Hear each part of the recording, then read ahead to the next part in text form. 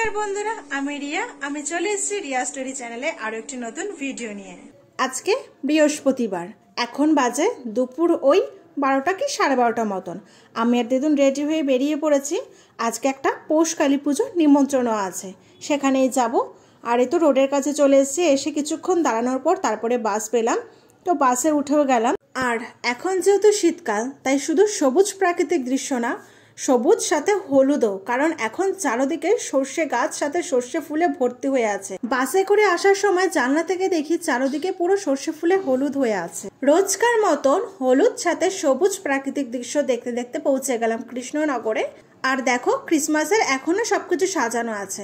কৃষ্ণনগরে না, চার্চের 25 তারিখ থেকে ওই 1 জানুয়ারি অব্দি সবকিছু খোলা থাকে। কেউ যদি চায় 25 তারিখের পরে এসেও চার্চ ঘুরতে পারবে। আমরা পৌঁছেও গেছি দিদুন বাড়িতে, আর এসে দেখি পুজোও শুরু হয়ে গেছে। মানে এটা হলো আমার দিদুনের মেসদি বাড়ি। তোমরা যারা রেগুলার আমার ভিডিও দেখো তারা দেখে থাকবে, আমি কালী পুজোর দিনও এই দিদুন বাড়িতে এসেছিলাম। এই দিদুন বাড়িতে পুজো ছিল তার জন্য। তো আজকেও এখানে পৌষ কালী পুজো নিমন্ত্রণ, তো ওখানেই এসছে। আমরা আসতে একটু লেট করে ফেলেছি, তাই অনেকটাই পুজো প্রায় হয়ে গেছে। এখন ওই পুষ্পাঞ্জলি, আরতি আর যজ্ঞটা বাকি আছে।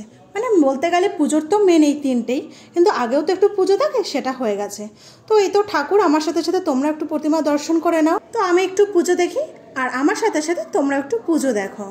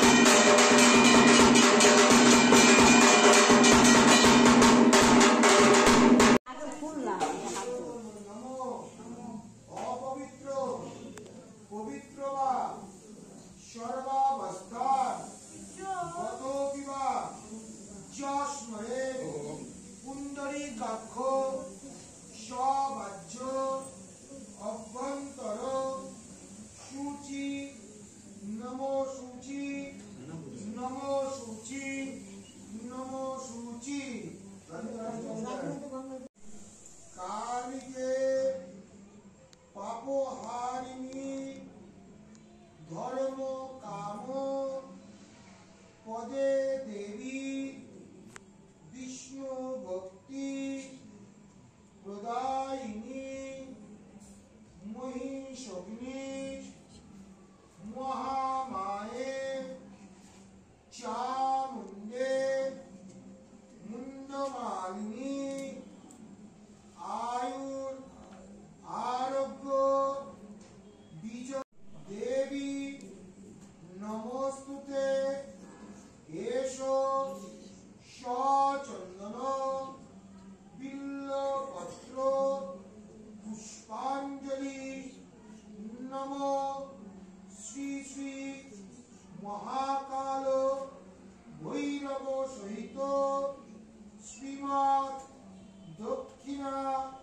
কালিকা ওই নমঃ বিভূষিতে সর্ববিঘ্ন হরে কালী নমস্তে ভৈরব প্রিয়ে নমস্তে দক্ষিণামূর্তে কালী ত্রিপুরা ভৈরবী বিনাঞ্জনদেয় প্রজ্ঞে প্রদীন সমস্তিতে গলোচ্চনিত ধারাভি স্মরণাদ চলোর্ভে বিনোন্যপূচদণ্ডে জ্ঞানস্তে ভরদর্শিনে আরক্তমুক্তচন্দ্রাভি নেত্রালীভি বিরোচিতে সমোদ্দায়ে বিদত্তাংশে জ্ঞানস্তে মতবিহ্বলে পঞ্চাশন্যঘটিতে মালালোহিতলোহিতে। কিছুক্ষণ বসে পুজো, পুষ্পাঞ্জলি, আরতি সবকিছু দেখলাম।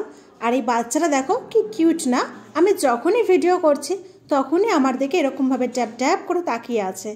আর তারপরে এখন হবে যজ্ঞ, তো তারই প্রস্তুতি সব চলছে।